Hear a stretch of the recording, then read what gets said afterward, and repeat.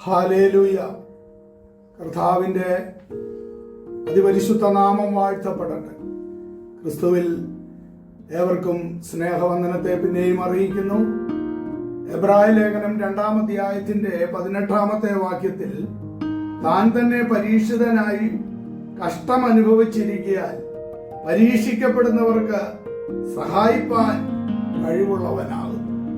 നമ്മുടെ കർത്താവ് കാൽവറിയിൽ സകല കഷ്ടവും താൻ അനുഭവിച്ചു. ഇവിടെ എബ്രായ ലേഖന കർത്താവ് പറയുകയാണ്, ആയതിനാൽ പരീക്ഷിക്കപ്പെടുന്നവർക്ക് സഹായിപ്പാൻ താൻ കഴിവുള്ളവനാണ്. നമ്മളെ എല്ലാ പരീക്ഷണങ്ങളിൽ നിന്നും എല്ലാ പരിശോധനകളിൽ നിന്നും ഉദ്ധരിപ്പാൻ കഴിവുള്ളവനാണ് നമ്മുടെ കർത്താവ്. നാം ദൈവിക വിടുതലുകളെ കുറിച്ച് ചിന്തിക്കുമ്പോൾ 4 പ്രകാരത്തിലുള്ള വിടുതലുകൾ നമുക്ക് കാണുവാനായിട്ട് സാധിക്കും. ഒന്ന്, ഇപ്രകാരം പരീക്ഷണങ്ങളെയും പരിശോധനകളെയും ദൈവം അത് നമുക്ക് അതിന്റെ നടുവിൽ പ്രത്യക്ഷനായി വിടുവിക്കുന്നവനായ കർത്താവ്.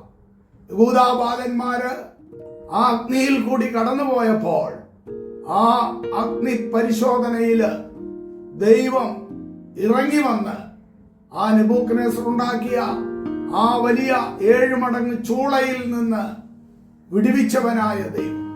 പലപ്പോഴും നമ്മുടെയും ജീവിതത്തിൽ ഇപ്രകാരം വലിയ അഗ്നി പോലെയുള്ള പരീക്ഷണങ്ങൾ പരിശോധനകൾ കടന്നു വരുമ്പോൾ അതിനു മുൻപേ ആ അഗ്നിയിൽ ഇറങ്ങി നമ്മെ വിടുവിക്കുന്നവനായ ദൈവത്തിന്റെ വിടുതൽ നമുക്ക് അനുഭവിപ്പാനിടയായിത്തീരും. 2-ാമത്തെ കാര്യം, വീണുപോകുന്ന ആത്മാവിന്റെ അവസ്ഥയുടെ മേൽ. പത്രോസിനെ സംബന്ധിച്ച് നമ്മൾ നോക്കുമ്പോൾ ആ ചില പരീക്ഷണത്തിന്റെ നടുവിൽ ഗുരുവിനെ പോലും താൻ തള്ളിപ്പറയുവാനായിട്ട് ഇടയായിത്തീർന്നു. അല്പനേരത്തേക്ക് താൻ അവിടെ വീണുപോകുവാനായിട്ട് ഇടയായിത്തീർന്നു.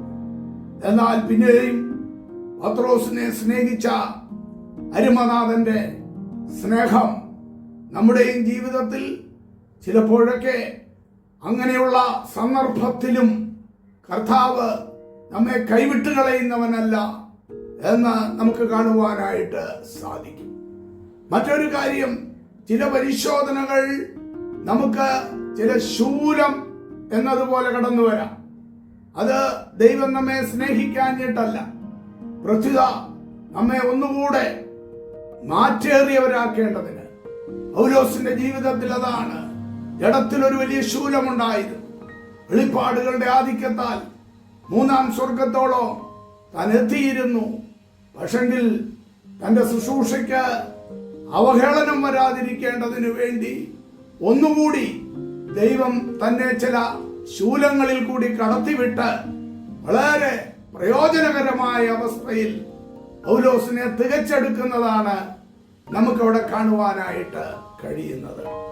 4-ാമത്തെ കാര്യം, ചിലപ്പോൾ മരണത്തിന് തുല്യമായ അവസ്ഥ എന്നതുപോലെ നമ്മുടെ ജീവിതത്തിൽ ചില പ്രതികൂലക്കാറ്റുകൾ വന്നേക്കാം.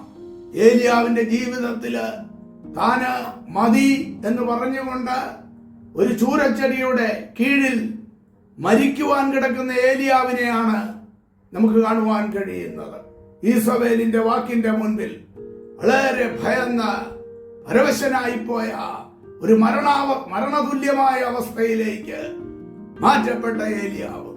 എന്നാൽ ദൈവത്തിന്റെ പദ്ധതി ഏലിയാവ് പറഞ്ഞതുപോലെ തന്റെ ജീവനെ എടുക്കുവാനല്ലായിരുന്നു.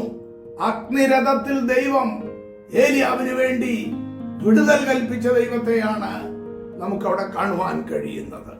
എന്തുകൊണ്ടെന്നാൽ ഇവിടെ നമ്മൾ വായിച്ചതുപോലെ താൻ തന്നെ പരീക്ഷിതനായി കഷ്ടം അനുഭവിച്ചിരിക്കാൻ പരീക്ഷിക്കപ്പെടുന്നവർക്ക് സഹായിപ്പാൻ കഴിവുള്ളവനാകുന്നു. പ്രിയ ദൈവത്തിന്റെ മക്കളെ, ചിലപ്പോൾ ഇപ്രകാരം മരണതുല്യമായ അതിവേദനയിലൂടെയോ വീണുപോകുന്ന ചില അവസ്ഥകൾ പോലെയോ പരീക്ഷണങ്ങളിലും പരിശോധനയിലുമാണെങ്കിൽ ഭാരപ്പെടേണ്ട. ഇവിടെയൊക്കെ ഈ ഭക്തന്മാരെ വിടുവിച്ച ദൈവം ഹല്ലേലൂയ വിടുവിപ്പാൻ കൂടെയുണ്ട്. ആയതിനാൽ ആ ദൈവകരങ്ങളിൽ പൂർണ്ണാശ്രയം അർപ്പിക്കുക.